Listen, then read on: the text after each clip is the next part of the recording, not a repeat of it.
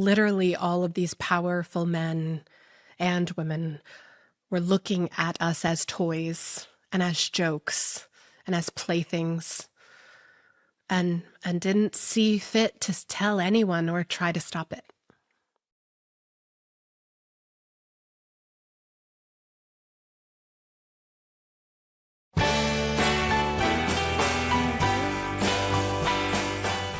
Hi, everyone, and welcome to the Best People podcast. The best people are often the ones going first and telling the truth, especially when that truth is painful. They're not always women, but we find more often than not they are. This is the Best People podcast, and this is Jess Michaels and her attorney, Jennifer Freeman. Thank you both for being here. Thank you so much for having me here, Nicole. I'm so moved by everyone who comes on the show, but I'm only changed by a handful of interviews and guests, and I was changed by my conversation with you on the show. So that's why I wanted to have a chance to talk to you a little bit more today. Thank you. That means the world to me. Thank you. How do you find the courage, not just to survive what you survived at the hands of Jeffrey Epstein, but to make talking about the trauma part of your healing? That's a great question, because talking about it was a very clear mission for me early on, because I couldn't. When I first started even processing what happened, I could go 5 minutes, and this includes writing, because I'm a big journaler. So I would try to write, and I could go 5 minutes, 10 minutes, and I would be hit with a stomach ache, a headache. I would fall into coma-like sleep because I just wasn't capable of handling the truth of it all and really facing all of the feelings around it. And so it has taken, I made a concerted effort, I would say, by 2020. I was slowly, day by day, inching my way into finding my words and healing this injury. And a lot of people don't understand that when we go through sexual harm, we can injure this part of our brain, for trauma, any kind of trauma. You can injure a part of the brain called the Broca's area. And that actually is the same area that is injured when someone goes through a stroke. So they can lose the ability to take the feelings of what happened and turn them into words. And so I've literally been rewiring my brain and healing that injury for the last 5 years purposely, because I know that's the part that people miss in a survivor's story. I asked you your permission when you're on TV, and I just want to ask again. I mean, are you comfortable telling us what happened? Yes. Excuse me. So there are very specific parts of my story that I always like to share, because I think it helps establish a pattern of behavior, specifically in regard to Jeffrey Epstein, but I think in the whole sex trafficking, sexual harm arena. I met Jeffrey Epstein through a friend that I knew really well. She was a professional dancer. She was my roommate. She was someone that I had spent a lot of time with for a year and a half. I thought she was a sister to me. And I came back from a contract in Tokyo. I was dancing with a company there. I came back from the contract, and she was telling me all about this wealthy Wall Street guy that she had learned to do massage with. And I like to point out and remind people, this is a really common thing that dancers do. We work on each other's bodies all the time, before rehearsals, before class, in between acts in a show. And massage is a really big part of our lives. So when she said there was this wealthy guy who loves dancers, loves artists, and is willing to train her to be a massage therapist, giving her all this money to learn, not just for the actual massage, but to learn. And then he was flying her all over the world to go with him wherever he went. I thought she is the luckiest person on the planet, because he also allowed her to go to auditions. He allowed her to leave on contracts and come back. And that just seemed like the ideal position. Now, the other part of my story I really like to be clear about is that I had worked really hard to become a professional dancer, and I was excelling. I had just come back from Tokyo. I had worked for MC Hammer there. And 2 weeks before I met Jeffrey Epstein, I had been in Aretha Franklin video as one of her backup dancers. I mean, I was Awesome. excelling. I was thriving. I was confident. I was outgoing. I wasn't afraid of much. And when I heard about this opportunity, I was excited, of course, for my friend, but I was also jealous because I wanted that same opportunity. And for 2 months, I kept hearing all about Jeffrey Epstein, and seeing the money that she had. And finally, after about 2 months, she said, "Hey, I got a dance contract and I want to introduce you to him if you're interested. He's looking for a backup person." And I thought, great, gladly. So I got the address of his Madison Avenue office. And I know this because, as I said, I'm an avid journaler. And so I had my 1989, 1990, 1991, 1992 planner.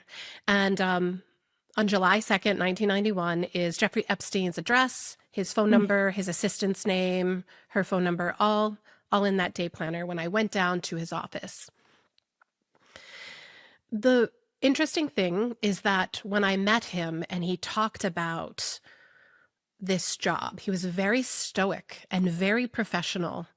He asked me questions about the body, really quizzed me to see how much I knew, what I didn't know, and set himself up as the authority, that he knew so much about the body. And the questions he asked me made me feel really insecure about what I knew. And so at one point he said, "Look, come around the back of the desk. I want to give you something." So he opens this drawer, and in the drawer were a dozen of the same book, the Book of Massage. And he pulls it out and he said, "You're going to have to study this book." And I thought, now I know I can get this job. I'm a hyper overachiever. Just give me something to study and I know I can win. So I took that book. I went and grabbed a 3-subject notebook from a store, and I went home and I started studying it right away. My roommate comes home that night and she said, "Jeffrey liked you. You're going to call his office and make an appointment for a trial massage." And I think, great. So my appointment was July 9th, 1991 at 7 p.m. And it was at a penthouse. And a doorman turned a key and let me up to this apartment that when the elevator door opened, I arrived inside this palatial looking penthouse, floor to ceiling windows all the way around, a sunken living room. And it was really in that moment, honestly, Nicole, that I thought, oh, he really is rich. His office had been kind of stark, but this location was very, like I said, posh, palatial, expensive. And I was aware that it was a setting I was not used to being in. Jeffrey Epstein comes around the back of this foyer, and he's wearing a white bathrobe, and he has a white towel, and he says, he introduces himself, says hi, all that, but I'm really trying to be brave, the brave person that I am. Like I'm outgoing, and I say the thing out loud. I say the quiet part out loud. I say, "Why do you hire professional dancers to do massage when clearly you could hire professional masseuses?" And he said, "Oh, well, dancers, they love, they love taking care of themselves. Their bodies are gorgeous. They know more about the body than most people do, and they know how to take care of the body. And you wouldn't want a fat personal trainer, would you?" And it was at that moment that he removes his bathrobe, and he doesn't look at me and he doesn't ask me the question. He just states the fact. He said, "And dancers are comfortable with nudity." And at that moment, I think, well, she didn't say anything about nudity. He didn't say anything about nudity. But he's acting like this is normal. Like this is not a big deal for him. This is professional. This is how it's done, and it's not a big deal. So he lays the towel down, and he lays down, and I jump into I'm going to be professional too. I'm just going to be professional about this. So I grab my cheat sheet that I made from the book that I had studied, and I had all the hand positions written down, and I'm talking him through this. And Nicole, I want to stop for a second because I know this is a lot for people to hear, but there's a reason why I'm actually telling you this much detail, and it has to do with something that happened today in the news. So bear with me. I'm going through hand positions that I'm talking through, and he's sharing with me anecdotes about massage and teaching me things. So if you massage the abdomen in a clockwise way, that enhances digestion. And he starts giving me all these other tips. And then at one point, the sexual jokes start. And the joke he made was, in other countries, it's not unheard of. You could have not just one masseuse, but you could have three, one at your feet, one at your head, and one in the middle. Ha ha ha. And I laugh and kind of giggle with him because at this point I'm really uncomfortable, and he's crossed that line. At 4 a.m. this morning, I was scrolling through Instagram, and I saw for the first time one of the images from the birthday book. And I don't know if you've seen it, but it's the cartoon of Jeffrey Epstein on a beach lounging chair with 4 young girls massaging him, one at his feet, one at his head, one in the middle. And I, as someone that has gone through a tremendous amount of trauma therapy the last 7 years, I get triggered, but it's been a while since I felt a really deep trigger. I mean, I saw that image, and at 4 a.m., it took me right back to what happened next of him raping me. And I want people to hear and understand how deeply this affects us for a long time, because it's not just happening in the moment. Trauma isn't the moment. It affects our bodies, our nervous system, our brains. It's pervasive through every area of our life afterwards. Can be. And seeing that picture today just brought me right back to that moment. So it's been a really rough day. I'll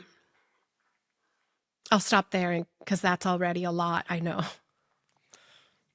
I don't want you to stop, but I Okay. guess I want to ask you about the book and about the fact that it was a joke to Jeffrey Epstein and his friends Yeah. to have the very act of rape that you endured become fodder for something that was so trivial to him that in his circle it was part of a birthday book. It was part of a birthday book. I mean, the joke he told me in 1991 was a pattern of behavior that was clearly depicted in that 2003 cartoon. And I think the gut-wrenching part of it for me that sat with me all day is that everyone around Jeffrey Epstein co-signed that behavior. Everyone, including Ghislaine Maxwell. It was acceptable. It was laughed at, but it was actually celebrated in this book by everyone that signed it, that everyone added a letter to, that every single person that saw it, how it was put together by Ghislaine Maxwell. And it feels like a level of humiliation hit me today that maybe I hadn't allowed myself to feel, that literally all of these powerful men and women were looking at us as toys and as jokes and as playthings, and didn't see fit to tell anyone or try to stop it in 2003. Does the lack of transparency today, what impact does that have on the trauma? And trauma, as you've explained it, is not on a time continuum. I mean, trauma is an injury that stops time, right? Yes. And so what is the continued sense that this is being covered up, that this book was so forcefully denied by Donald Trump that he sued the news organization for defamation. What does that ongoing denial of its existence and the existence of this levity around issues like rape and child sex trafficking do to those who've been traumatized by Epstein and Maxwell? Yeah, I have a couple of things to say about that. And one is that I feel like this administration is normalizing the desensitization of sexual assault and almost the decriminalizing of it. He actually said that about domestic violence the other day. They said crime's down 87%. I said, no. It's more than 87%. Virtually nothing. And much lesser things that take place in the home they call crime. You know, they'll do anything they can to find something. If a man has a little fight with the wife, they say this was a crime, see? So now I can't claim 100%. How silly it is to criminalize this little uncomfortable banter between a husband and wife and ignore the pain of people like Epstein survivors and Maxwell survivors. I want to say one more thing too. I think that's really important especially because this is also part of what my mission is discussing how this trauma is not an event. Peter Levine has a quote that says, trauma isn't the event, it's the absence of an empathetic witness. And when it is an absence of an empathetic witness, imagine how the delays feel. The delays, the constant disregard, the lack of acknowledging, like Caroline Levin couldn't even acknowledge the words Epstein survivors. She couldn't even acknowledge saying us as a group of women asking for this change to happen, for this transparency, for the negligence, the systemic failures. And I know I'm not just here just for me. I'm here for what happened in the past. And I'm here to say, we cannot let this happen again, continue to happen. Something has to change. And that feels painful, that there's not even a desire to change something. There's not even a desire to acknowledge that this happened to the point where they want to do something different. That's painful.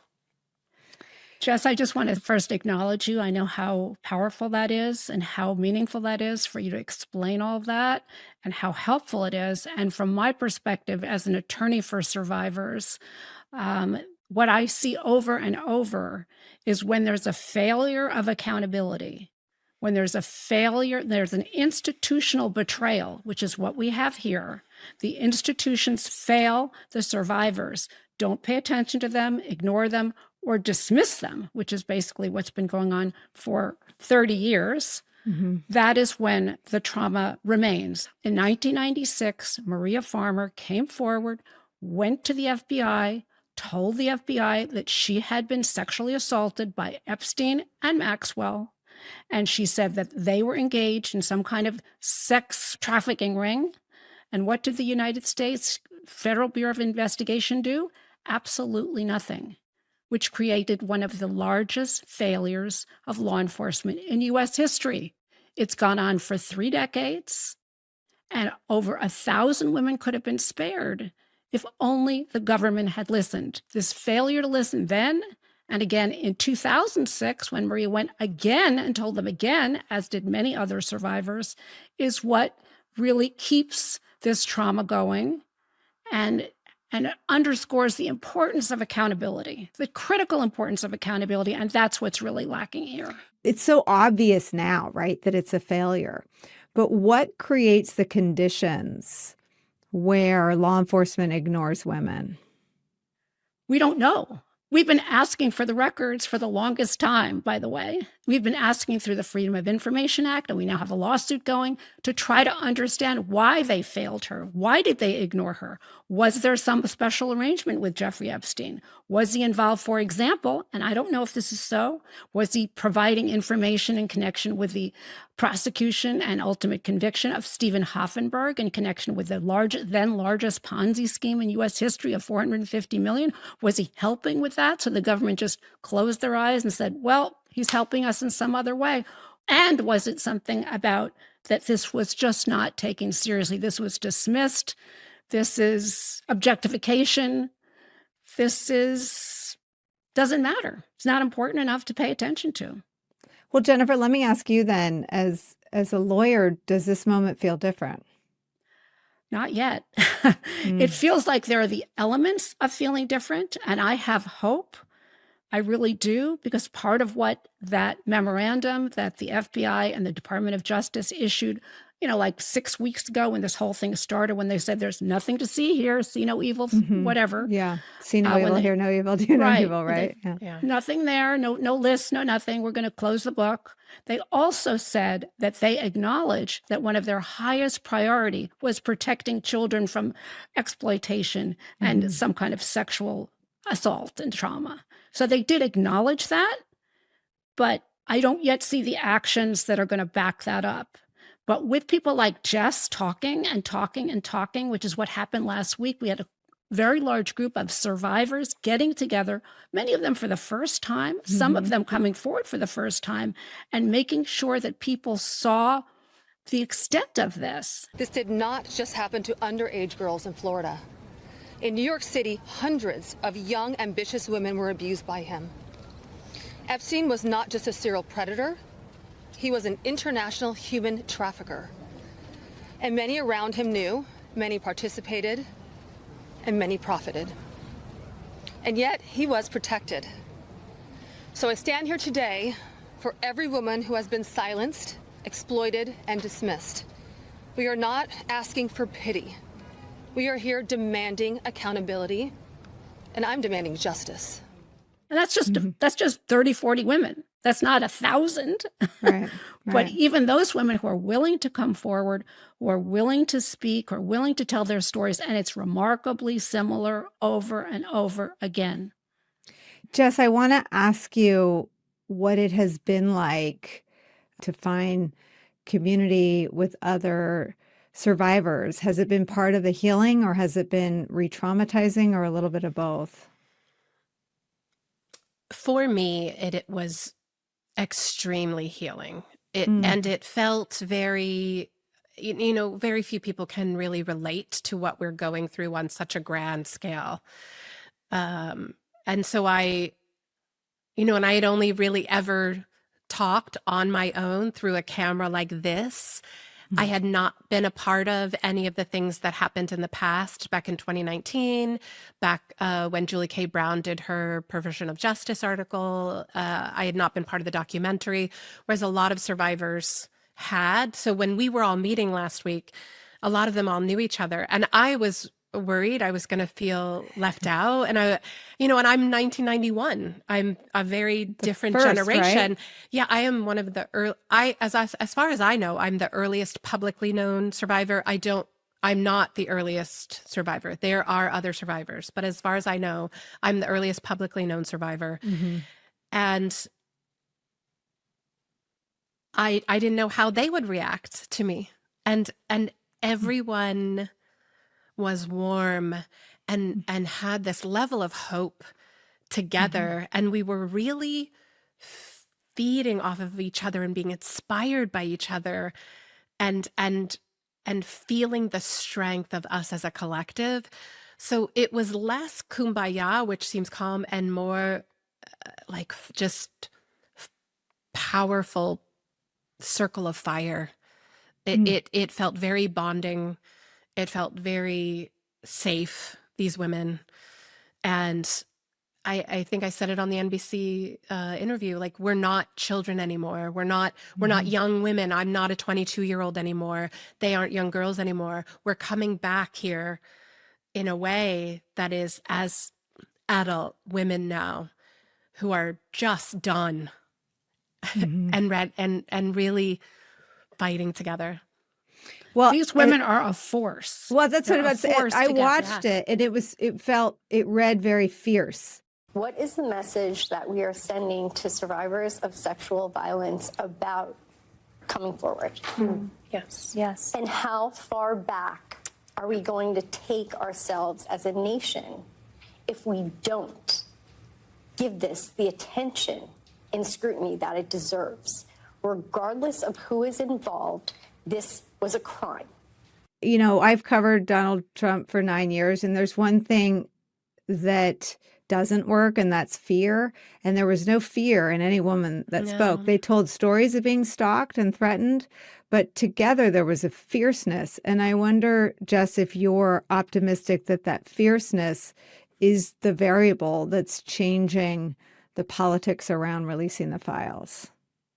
I think we have fed off of each other's speaking out, and that has led to more speaking out, which has led to hope, which has led to more empowerment. And I think it is becoming this snowball effect that is not going to stop until we get accountability, truth, justice. We are part of the conversation.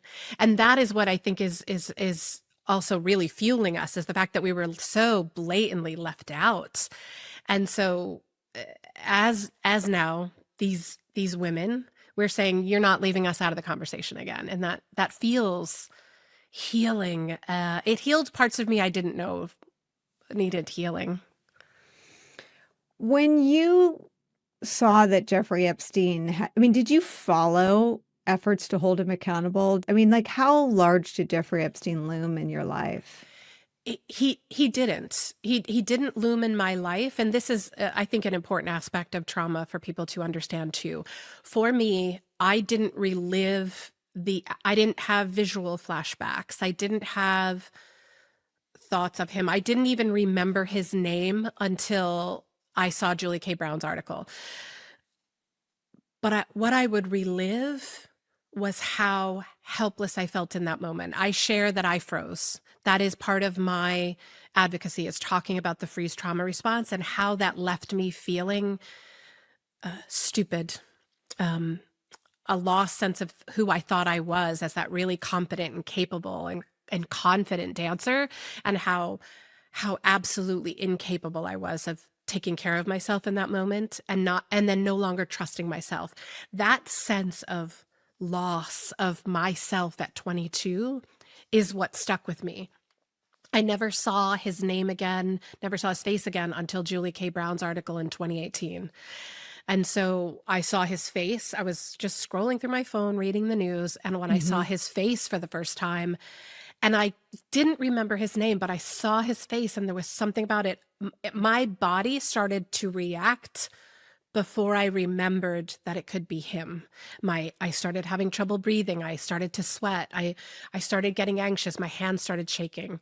And that's when I went to go look for my day planner, because I thought for sure I had written it down somewhere.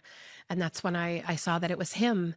And I had this equally polar opposite reaction of being completely triggered, completely devastated, while also reading the article and recognizing it wasn't my fault. I wasn't the only one. I thought I was the only one the whole time. I thought I was the only one that he had raped.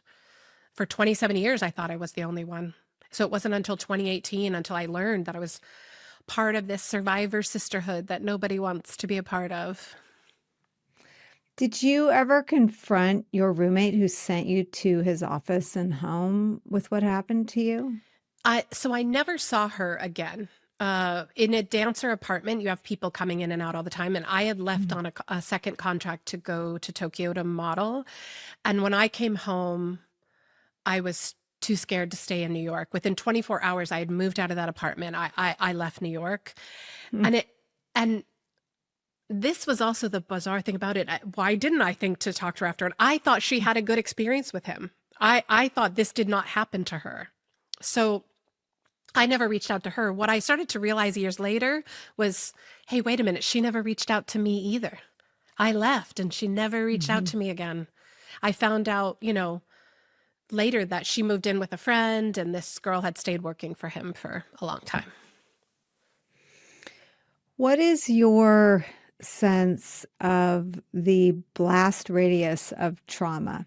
How can someone outside of all of the abuse and outside of all of the private suffering of people like yourself, that you're raped in 91 and until Julie K. Brown's articles come out, so sort of pre Maxwell's prosecution and the attempts to hold him accountable in New York, how would you try to quantify just sort of the scope of trauma and damage that he and Maxwell have done? That's a great question. I'm going to start where I know. For me, within 3 months, I had so much anxiety and insomnia and depression. I had to leave New York. So I lost my career trajectory. Within 6 months, because my food wasn't digesting. I didn't have an eating disorder, but my food wasn't digesting at all. And I could pull a pair of size 0 jeans down off of my hips without buttoning them. When I talked to a friend at that time, I said to her, when I finally shared with her what happened and all that, I said, "What do you remember most about me in, 1991, in October, November, December of 1991? She said, "I just remember that you slept a lot." So I lost my career. I lost my health, my physical health, because once you're stuck in survival mode, after decades, your organs, your systems start to break down. And that's a whole other podcast. Your relationships suffer. Your relationships, your friendships, you isolate without intentionally wanting to isolate, but also not feeling safe enough to really talk to anyone, even the people you love. The CDC had a quote on damage back in 2014, the damage to a sexual assault survivor, like a lifetime. And this was conservative and approximate, is $122,000 per person. And that was back in 2014, that's what the damage to sexual assault does. Now, times all of that by minimum 1,000. How many families, how many careers, how many relationships, how many bodies, how many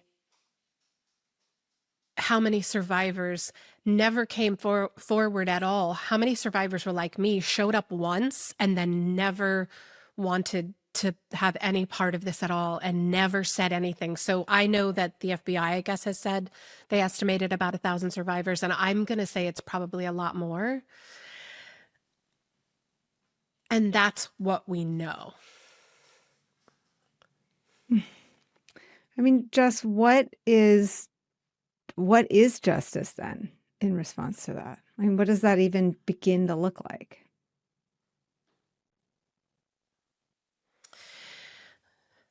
Justice, there are several parts to it, right? Justice is acknowledging negligence, acknowledging systemic failure, and having institutional courage to want to make change. And I think that's the part that is so frustrating, is the institutional cowardice that is coming out now and has been. Institutional cowardice has been going on for decades around sexual assault and trafficking. Actions speak louder than words. So it is changing policies. In 1991, when I froze, the law said, as I understood it, it wasn't even considered rape if you didn't resist. So it's another reason why I never came forward, because I had never heard of freeze. And so I blamed myself. Laws matter. The wording of laws matter in how much society believes us, in how much the people we love around us believe us, in how much self-blame and shame we carry. So I believe in policy change.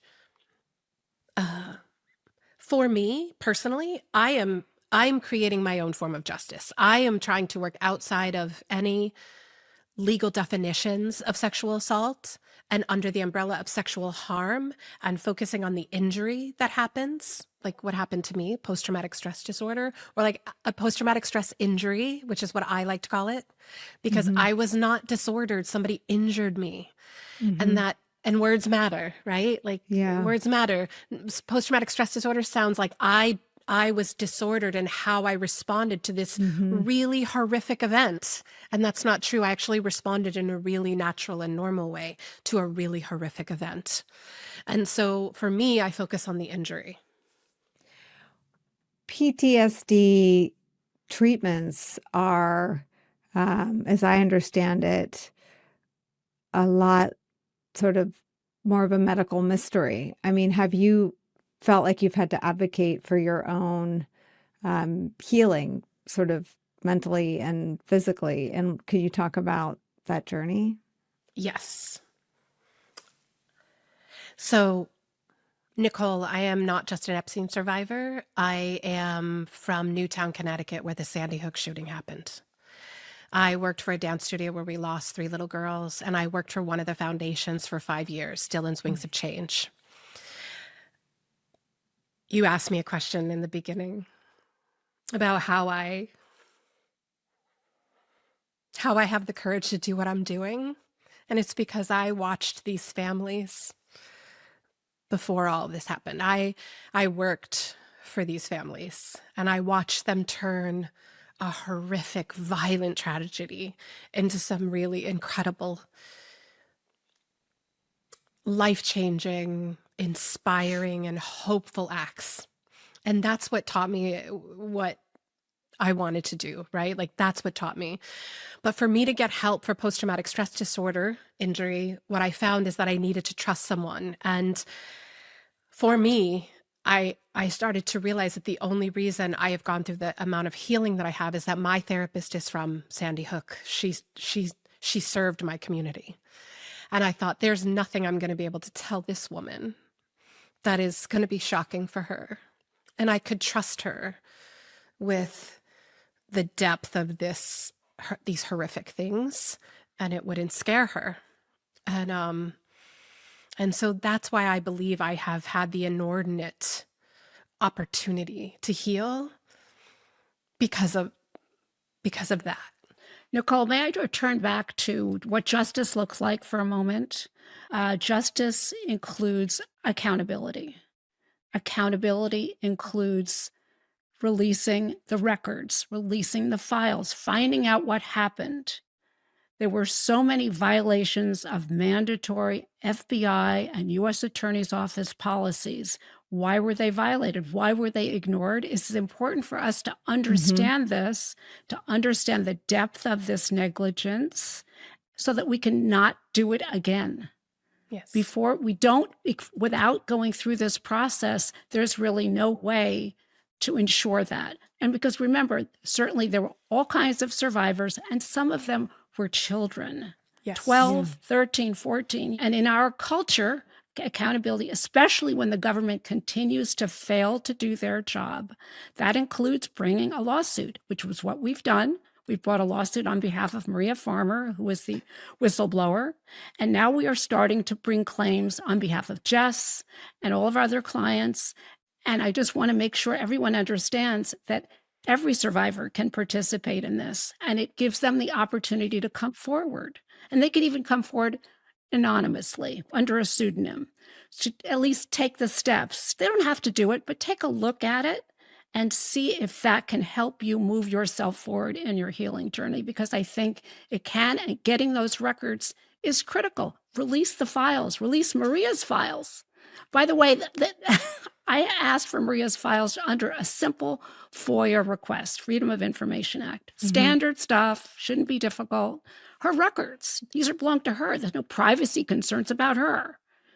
And what did they do? They wrote me a letter back, and they said, wrote back in like January of earlier this year. And they wrote back and they said they were going to get back to me by November 2027. Almost 3 years. To get to thinking about whether they're going to show me Maria's own records. So this is what we're facing. Well, and what's amazing is I understand from news reports that they put 1,000 agents on the files. So there's no denial that the files exist. They put 1,000 agents on the files to go through and look for Trump's name. Multiple news organizations have reported that they told him his name's in the files. So there's some questions that aren't knowable. This isn't one of them. I mean, Jennifer, can you just take me through your theory of the case, your theory of this big government cover-up? What is in those files? There should be information about a lot of allegations involving other men, some of which are already public. So this notion that there's nobody to prosecute, there's no one to look at. And one of the other big issues that I think are really important, and it's the classic follow the money. How did Epstein become so wealthy? Where did he Yep. get all that money? For example, he worked closely with this Les Wexner for decades, for years, wound up with his then $20 million townhouse, wound up with a power of attorney over all of his finances. How did that happen? What happened as a result of that? Where was this close relationship, such a close relationship? We need to know those kinds of things. It's important to understand. And these files, these records should reveal a lot of that.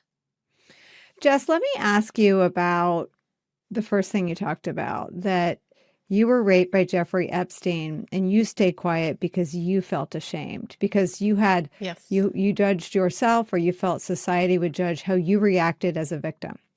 How do you begin to turn the culture so that after a crime of sexual violence is carried out by a powerful man against an innocent woman, the woman never feels any shame, the man does, and the society judges the rapist, the criminal, not the victim, the woman? I think that's a great question. And I think that that is actually a really important distinction that has to start happening. And I think the Me Too movement was incredibly successful at making us aware that we weren't alone. The place where I feel like we're at now is we're all saying Me Too, and now what's next? Because that's not, we don't know what to do next, and the people around us don't know what to do next. And that's where I believe the part of my mission comes in, that I'm trying to do, is to really frame sexual assault as an injury first that demands care before there's an interrogation or investigation. Because what automatically happens, even as I saw it, I had a viral TikTok, 3.1 million views, yay, great. And I cannot tell you how many comments of proof. And I have to keep saying, this TikTok is about trauma. It is not about the justice system. There's not a recognition of the injury that we are living with, that the injury that Maria has been living with since 1996, the injury that we are walking around in is completely re-traumatized every time things like a birthday book with a cartoon come up. So until people can start to recognize and learn more about that injury, I think we're going to struggle in getting any justice. And I just want to add something to what Jennifer was saying. In my social media comments, everybody is waiting for survivors to put together their lawsuit. And I said, we are, I think not enough people are hearing about the fact that we are trying to pursue just a sense of justice and accountability for all that we have lost, and to protect future generations. Well, Nicole, you make an interesting point, because civil litigation has been a big driver on achieving accountability also, especially around sexual assault, child pornography, some kind of sexual exploitation. It's often either preceding criminal prosecution or alongside it. If you look at what happened with Jeffrey Epstein, it wasn't until the civil lawsuits started pushing that further investigation was done, along with very important media work, investigatory journalism by Julie Brown and others. Can I ask both of you about the profile of a man like Jeffrey Epstein, who would rape a 22-year-old dancer and then traffic in underage girls? I mean, I feel like we don't capture the monstrous nature of that. And I don't think this is an issue for women to wrestle with. I think any father of a daughter should be wrestling with it as many hours of the day as I am. I mean, what kind of monstrosity is a child sex trafficking ring? So this is what I will tell you. When I shared my story with someone that was a criminal behavioral analyst, and I was describing how when he opened that drawer with the books, I said there were a dozen of that same book, and should you realize that if there were already a dozen of those books sitting there in 1991, you were no match for him at 22 years old. You are no match for the level of manipulation. The other thing I will tell you is that when he assaulted me, there is no way he didn't know I was scared. There's no way that he didn't know that I was frozen and had gone numb, and it would be impossible for him to not know. So I think there is a characteristic of this type of person that it's not just about sex, it's about domination, and it's about fear, and it's about control. And that's why I think one of the big disconnects with a lot of men talking about this issue right now is they think it's just, oh, you just had a bad hookup. No, it's not a bad hookup when I freeze and go mute and dissociate and can't feel my body. When I leave confused and get on the subway going the wrong way, and I'm so traumatized by the violation that it sticks with me for decades. I think that there's a real disconnect in that concept of, no, it's not just a bad hookup or a bad sexual experience. It was unwanted, it was not consented, and it was stolen.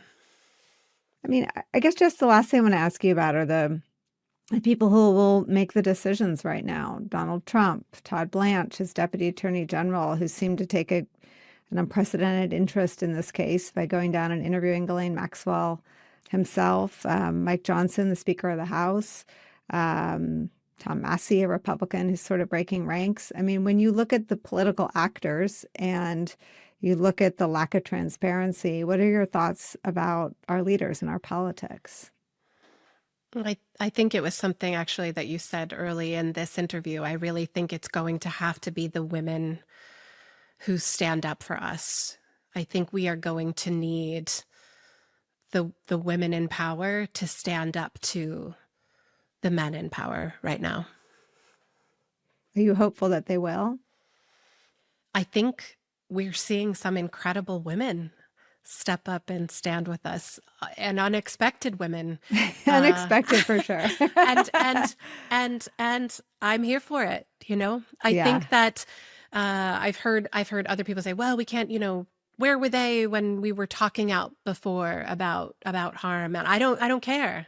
If you're with us now, then we may not agree on everything, but we agree on this. And so I am begging these women that are that one step away from the people that are the decision makers, that they will appeal for us, that they will advocate for us in a powerful way to make a difference. I think that if you were to ask me, what demographic do I think can make the most difference? I think moms. Moms understand this. Moms are hurting with us, and it doesn't matter what political party they are. This is a nonpartisan issue when you're talking about child sex trafficking and sexual assault, because I know the stats say 1 in 3, but I actually think it's like 3 in 4 women that this happens to. I know more women that have been sexually assaulted than haven't. And so I'm asking for every woman in the lives of the men that are making these decisions to please stand with us and speak up for us and help them understand why this is important, not just for us, but for our children.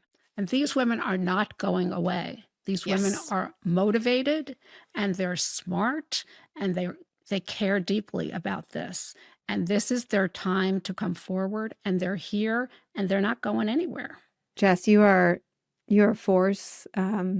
You're a force for good in a situation I cannot imagine having the courage or the presence of mind to do the same thing. You're an inspiration. So thank you so much, Jess and Jennifer, for being here. Thank you for this conversation.